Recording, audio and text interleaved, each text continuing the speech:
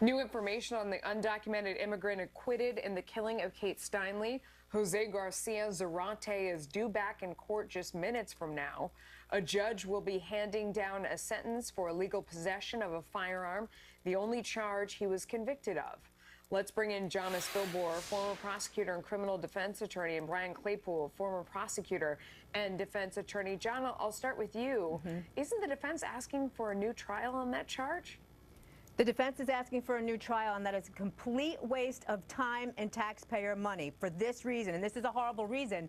But this defendant walks today, even if he gets the maximum sentence, Melissa, because the maximum sentence for the crime for which he was convicted is only 3 years. This, despite the fact that he was here illegally, he was out on release for another crime for a hot minute before he stole a gun from a federal officer and caused it to discharge, killing an innocent person. And all he can get is 3 years. He walks no matter what today. A new trial is a waste.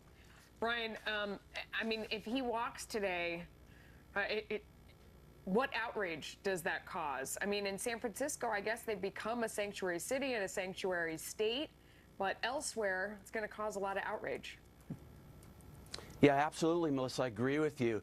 In my personal opinion, I think he should have been convicted of murder in this case. So the country's already outraged by virtue of the lack of a murder conviction, let alone if he gets a new trial and he's now released. So I think it's imperative that at least he not be immediately released. I mean, people are already upset about this nationwide and this idea of these sanctuary cities. John, let me ask you about the logistics, because I know there is a federal warrant that is out for him. And San Francisco Sheriff Vicki Hennessy said that she will honor it and she will notify U.S. Marshals when he's eligible for release.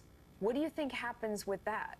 Well, first, it's about time that the sheriff is going to comply with a federal warrant or a federal detainer, both of which are on this defendant, by the way. And I think the feds, to make sure that they honor their word, should be sitting outside that jailhouse when he's supposed to be released, because the next move is they're going to prosecute him for 2 other federal crimes, minimum, and then they should deport him. But deport him in a way, Melissa, so that he cannot come back for a 6th time. But so how do you do that? I mean, Brian, how do you do that? Because he's come back 5 different times. Build the wall. Even if they stop him from walking away and really walking out of the courthouse and they grab him up and they deport him, I mean, it seems like he'd be crazy to come back given all the attention and everything that's happened. But then again, he's done it 5 other times. So. Yeah, well, that's a great question, Melissa. How do you practically enforce having this guy enter the country again? I think the good news in this case is that his face has been spattered across the media throughout the country for the last year. And I think a lot of people in this country want to have the right outcome in a criminal case like this. I think a lot of people hold the same belief I do. He should have already been convicted of murder. He hasn't been. And it's almost like one of those, in California, we call them Amber Alerts, where a child's been taken and they pop it everywhere. I think everybody in this country is on Amber Alert to make sure if this guy comes back, he's reported and deported again.